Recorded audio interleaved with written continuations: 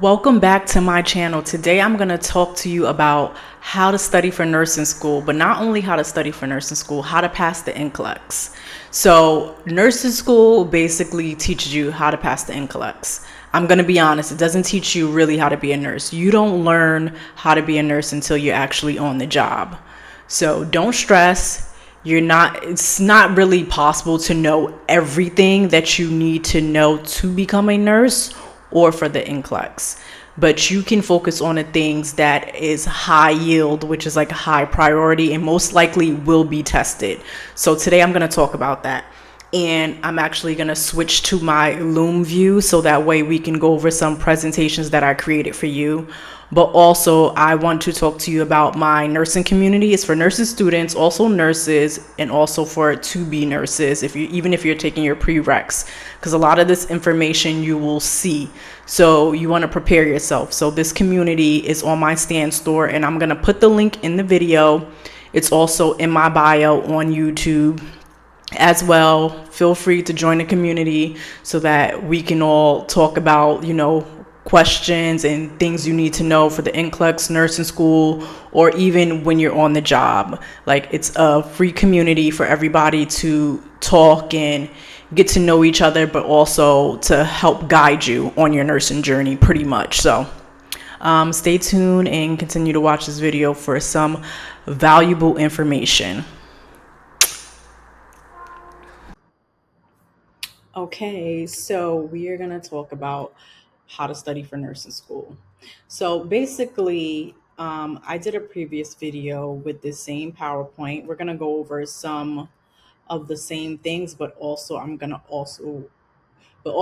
go over this 5-day jumpstart free guide that I created as well. So it'll be like a mini crash between the two, and I'll tell you exactly what's in the offer. So, how to study for nursing school. So, this one we basically go over ADPIE. ADPIE is important, especially the fact that it did not click in nursing school that this is what they were testing on, and this is the nursing process. So you don't know, you just go in nursing school and you're just studying things, whatever they tell you to read, whatever they tell you to study. You're pretty going in kind of like with no idea how to study. So I'm going to tell you exactly how to study so you can cut out a lot of the expected reading, because they actually read like 15 chapters. And are you really about to read 15 chapters? You're really not going to read 15 chapters. I'm telling you right now. So, therefore, I am going to show you an easier route. So, ADPIE is the nursing process. So, it's simply just an acronym that stands for assessment, diagnosis, planning, implementation, and evaluation. Implementation also stands for pretty much intervention. So what you're going to do. So assessment, you're assessing, you're doing your vital signs, you're looking at the patient, you're getting that objective and subjective data pretty much.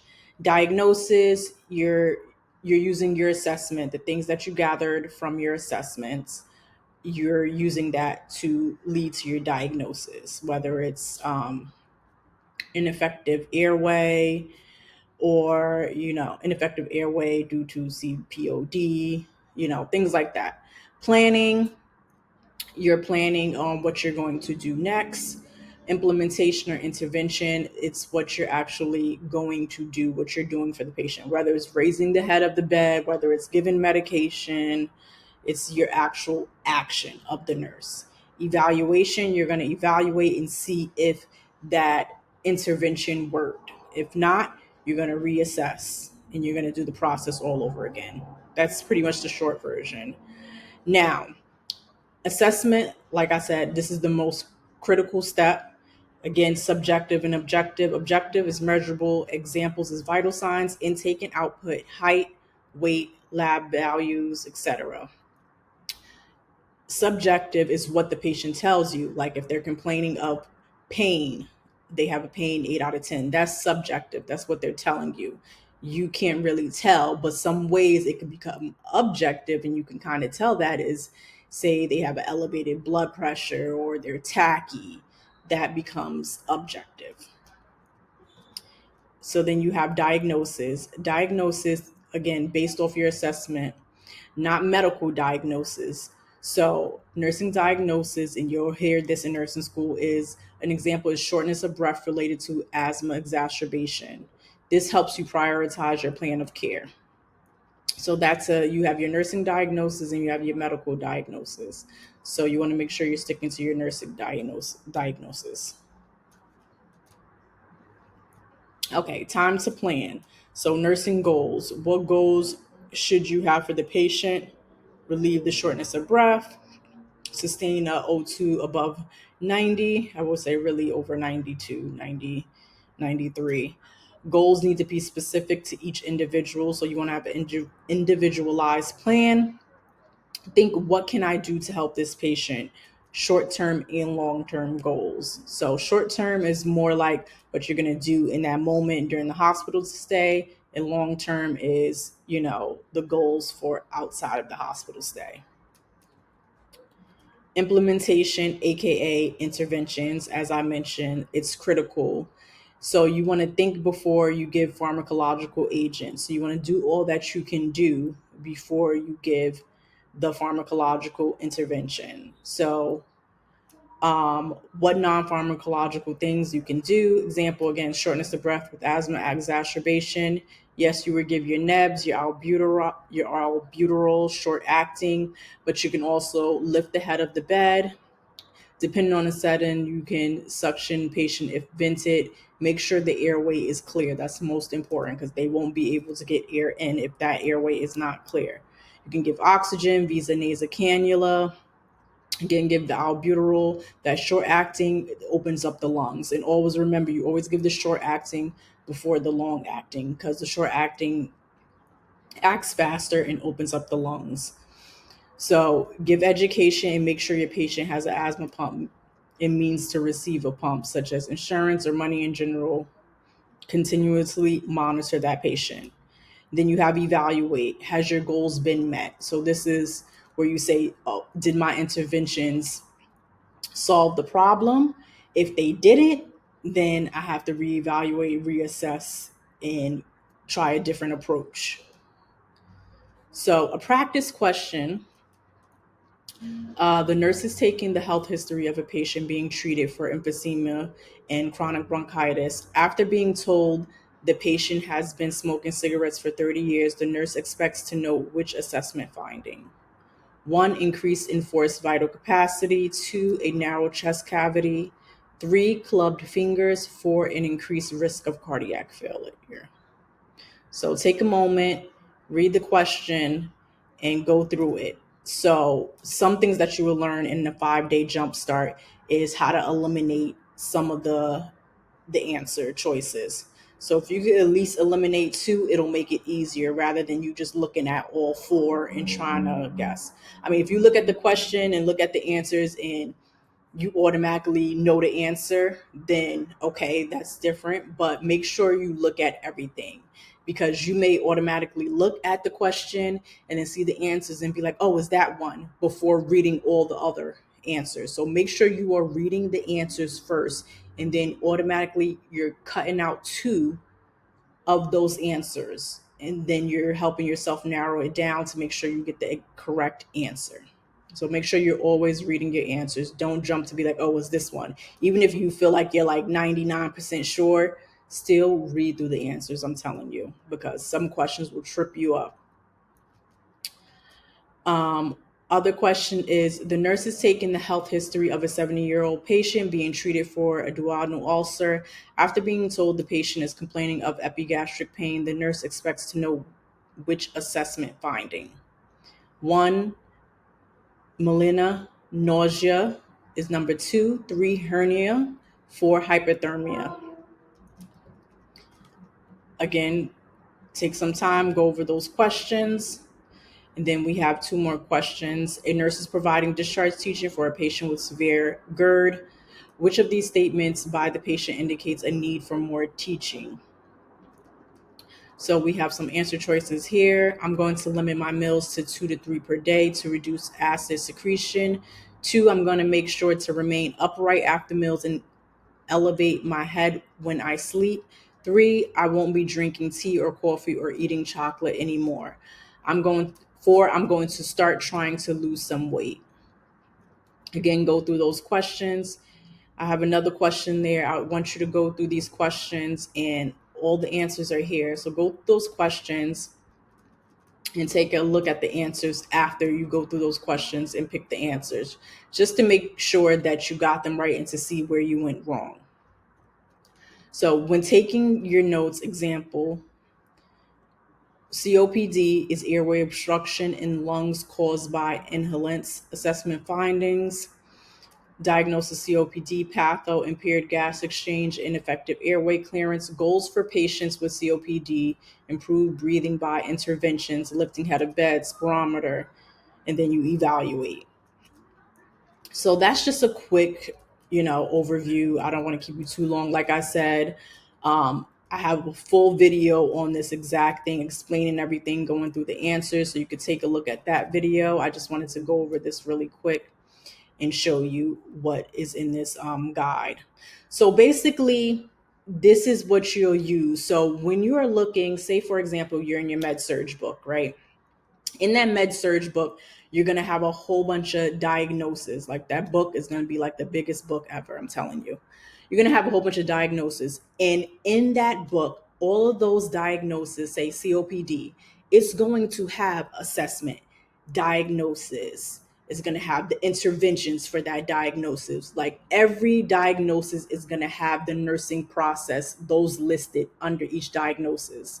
And it didn't click to me until like after nursing school. I was like, wow, this is what they were testing. They were testing on each of these. So as long as I knew the nursing process for each of these diagnoses, pretty much, I would have been okay. So I knew what to do if a patient had an MI or a STEMI. Like, all of those were listed in the Med-Surg book under those nursing processes. So even if you structure your notes, even if like you structure your notes with, assessment, diagnosis, and you list all of the nursing processes, and then you write each of them for those specific diagnoses, you will be so good for your exams. Like, I'm telling you, you will be so good as long as you know those. Now, that was that. So this is a freebie that I created. I don't know why that exit, like what that was, but okay.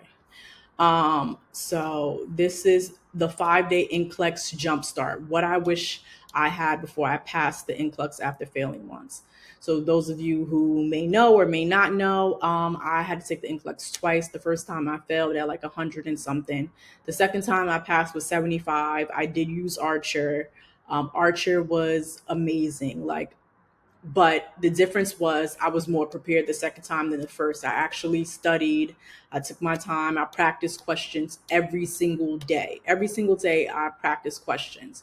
And whatever I didn't know, I went back and then I researched it and made sure that I knew it, and made sure all the questions I got wrong, I knew why I got them wrong. So that's what you want to make sure you're doing when you're practicing questions. You're just not going to practice it. If you practice question, make sure you go over the ones that you got wrong. There's no need to go over the ones that you got right, because obviously you knew, unless you come across a question that you got right and you don't even know why you got it right, then go back to that one. So those of you probably know my story or don't know my story. Again, I did not do the traditional route of nursing school. Like, I didn't go straight to nursing school and, do everything after.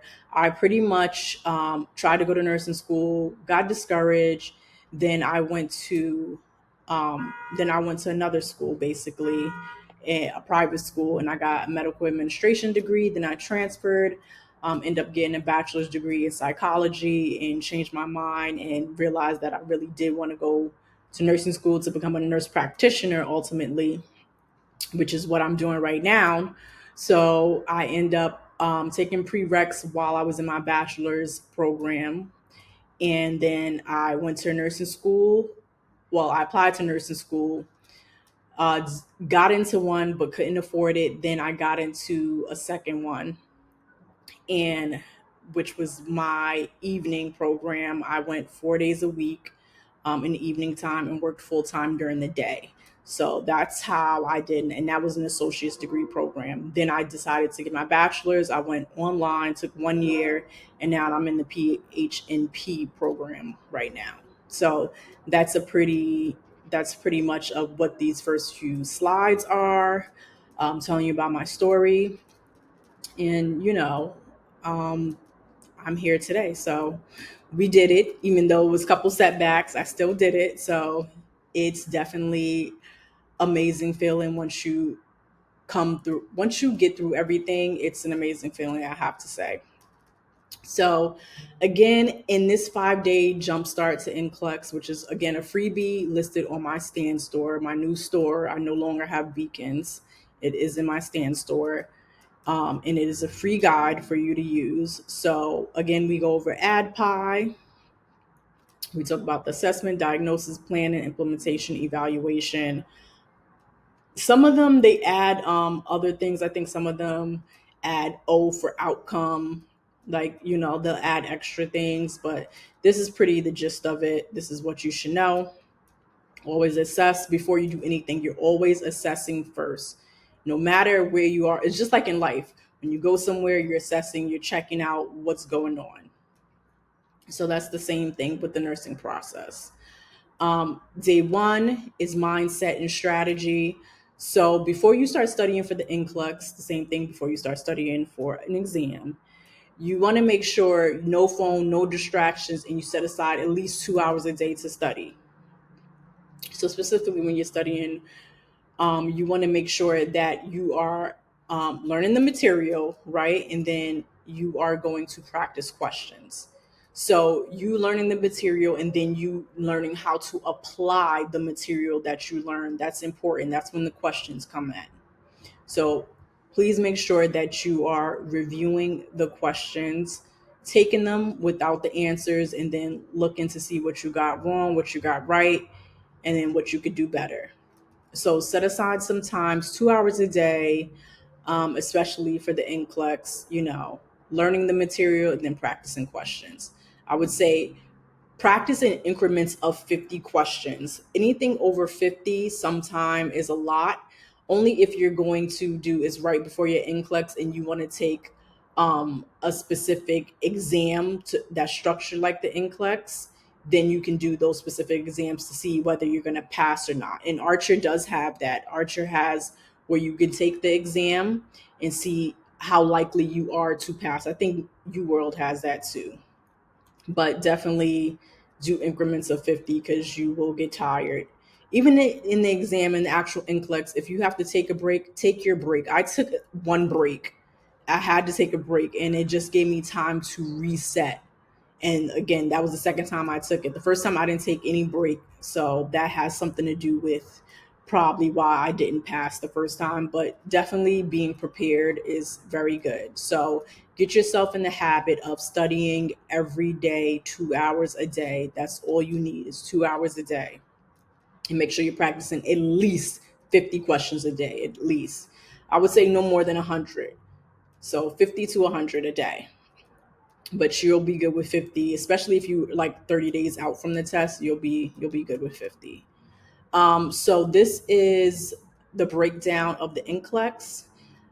It goes over the percentages here: management of care, physiological adaptation, reduction of risk potential, pharmacological and parental therapies, psychosocial integrity, health promotion and maintenance, safety and infection control, management of care, physiological adaptation. So this is what the NCLEX test on, and this is the percentage of each.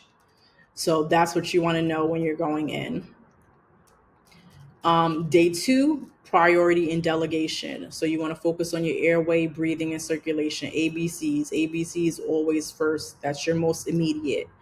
Airway. Airway is the airway block. Is there swelling? Is there choking? Is there stridor? Breathing. Is the patient breathing?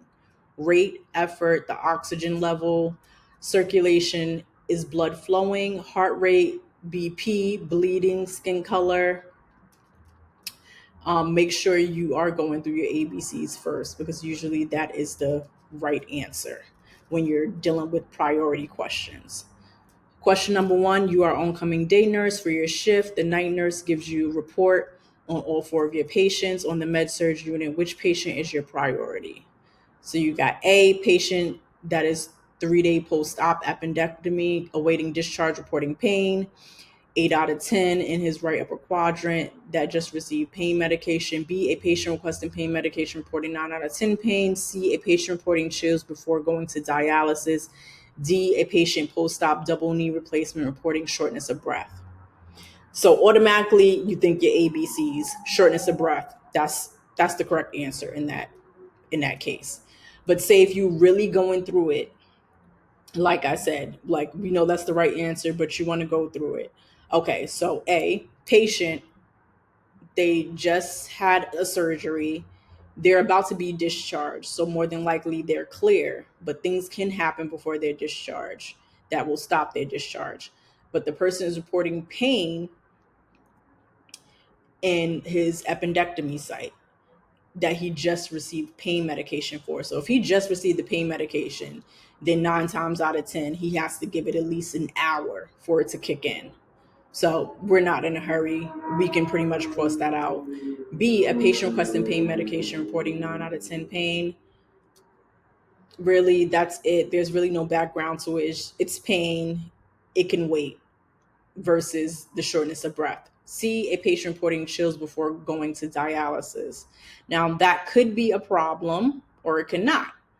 So that's up in the air, but that's not the dire need. Right now is reporting shortness of breath. So this person can't breathe. This is most immediate. So that's what I mean by like going through the questions and talking to yourself and seeing what is the most immediate. And then right here, I highlighted priority, as you can see. So then next we have peds and maternity. This is something I struggled with in nursing school, like struggled with peds and maternity. Again, it was the same setup. Knowing your nursing process, knowing what is an emergency when it comes to peds and maternity. And then peds is a lot of memorization, especially like the milestones. But maternity, make sure you know those like preeclampsia, eclampsia. You got to know the signs and symptoms of that. Delegation, also in this sticky note, here is the milestones for pediatrics. Delegation, the role, what the RA can do, what the LPN, LVN can do, and what the UAP or CNA can do. So you need to know what you can delegate and what can't be delegated. This is on the side here, so it'll tell you here, newly admitted or post-op, RN, teaching is RN. LPNs can reinforce, but they cannot teach initially. Assessing or evaluating is an RN. Critical change in status is an RN. So make sure you know your delegation. We have another question here. Just download it. You'll go through all those questions. Day 3, you go over pharmacological basics, 5 high yield NCLEX drug classes. So you got your anticoagulants, you got your insulin, you got your antipsychotics. With those, make sure you know the side effects and some of the antidotes of these medications. Opioids, again, the same thing. Make sure you know the side effects, whether it's going to drop blood pressure, hence drop the respiratory rate, because opioids do that and they cause constipation. But the respiratory rate is the most important. And then you got antihypertensive. You should already know in the name, it drops the blood pressure and can drop the heart rate as well. So look at those. Those are like high yield that you need to know. Make sure you know your medications. And these, like the antihypertensives, are pretty easy, and even the opioids, because they have the same ending, like propranolol, metoprolol, like those your beta blockers. So it's a little easy to remember. Then we have your lab values. So these lab values, again, go back to your textbook, because some of the lab values may differ. But as you know, I looked at these are really pretty straightforward and pretty much the same. that I've seen all through nursing school. So again, just double check, but these all are about right. So make sure you know your lab values, especially your electrolytes. Know your electrolytes. You need to know that. Um, Safety and infection control is day 4. So you need to know, how to don, how to doff, in which order, who you can roommate with. C. diff, you always wash your hands. Don't use hand sanitizer, like that stuff. That's stuff you need to know in general, and you're going to keep on repeating that throughout nurse school. That's stuff you need to know. That's policy-based things that you're going to have to follow when you start working as a nurse. We got airborne precautions, the same. Again, the orders are right here. You got the mnemonic for remembering what's airborne, what's not. I didn't get too many questions, I feel like, on this, on the NCLEX, but still, this is something you need to know because it's safety. So you need to know that. Dosage and calculation. Now, this is really, really helpful. As long as you memorize these formulas, you'll be set. Because in dosage calculation, specifically in nursing school, you do need to know these formulas, and you do need to have either a 90 or above, or 100. Some schools you have to have 100. So if you know these formulas, you're good. You're gonna pass. Like I did so well in dosage calculation. Once you know the formula, you're gonna kill it. I'm telling you, and everything will come easier. So make sure you look through this. Day 5, test taking tips and confidence boost. Again, we talked about this. Use elimination strategy. Throw out 2 wrong answers at least. Words to watch out for: always and never. Read last sentence first. Look for the most immediate threat. And just be confident. Like, be confident. Like, if you studied, if you know you studied, then you have no reason to believe you're going to fail. Like, don't be so nervous that you doubt yourself and you think that you're going to fail.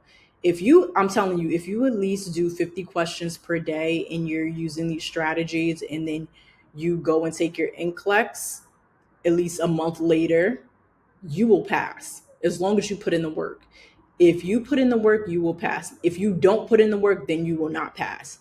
So you putting in the work, you taking these questions, you going over these questions and answers and making sure you know this and you're getting most of the questions right, you should feel very much ready. You're not going to know everything, so don't kill yourself. But like I said, if you're taking those 50 questions a day in a whole month, you're gonna know a lot of the questions and what they're testing for. So again, I put questions here at the end so you can go over some of these questions, and then here goes the answer key. Now, this at the bottom here is RN Unlocked. This is basically a cheat sheet similar to this, but with way more questions. It's over 100 questions. And you also have a cheat sheet. So this is for sale on my store. But again, you don't have to buy that. You can start with this freebie and work your way from there. But everything is listed on my store. So if you have any questions, please comment below, or make sure you are in my community. If you're a nursing student, especially make sure you're in the free community, because I'm pretty much available there and I get notifications to my phone, so I can answer you rather quickly, but definitely within 24 hours. And there will be other students there to help you as well. And we will answer questions, and we will get through nursing school together, because I wish that I had this during my journey, because I struggled. But I struggled. Now you don't have to struggle, because now you know what to study, you know what to look for and what to do. So it makes it a lot easier. And I'm really happy that I'm able to share this information and I'm able to put things together for you guys, because nursing school is not easy. I'm not going to lie. Nursing school is a really big challenge. And I hope that, you have an easier process, especially than I did. So now that you have these tools, take advantage of it. Don't struggle in nursing school when you don't have to. Like, we can get through this together, and I'm here for full support. So definitely, again, join the nursing community. It's the RN Glow Collective. So when you go on Stand Store, matter of fact, let me show you. When you go on Stand Store, boom. So you'll go on Stand Store, you'll go down, you'll see Enter the Collective. When you hit Enter the Collective, you'll see what it has. You'll put your name, you put your email, get instant access. You'll get an email, but then the actual community will pop up. And then boom, you have your questions, and you can comment under any one of these. There's a Q&A, there's a wins and testimonial for people taking the NCLEX or that passed, so we can celebrate you. And then I have nursing quizzes every week. So we will go over some very important questions. And then I also do resources. So here, helpful links, electrolytes there. Any upcoming webinars will be listed right here. Helpful links, electrolytes. So this is a video that's on YouTube that I used when I was in nursing school, and it made me understand electrolytes so much better. I was like, this video is underrated. It should have more than 18K views or whatever it has, because this video is so helpful. So definitely do that. Resources, again, the community. So you can go through all that, hit all. Again, you can ask any questions. And I just opened up this community the day before yesterday. So you're one of the first ones to actually have access to this. So definitely join. I cannot wait for you guys to pass your NCLEX and become a nurse, because who's not ready to become a nurse? Not everybody. Nursing is not for everybody. I'm going to be honest. But if you have that passion and you really want to help people and serve, then nursing is definitely for you. Like, you can definitely kill nursing. Now I'm looking back for my loom. Here we go. So thank you guys for watching and listening. Again, my name is Tadeja Diane. Make sure you like and subscribe for this video. And if you want to know more, you can DM me. Again, join the community, and we will stay in touch. Love you guys.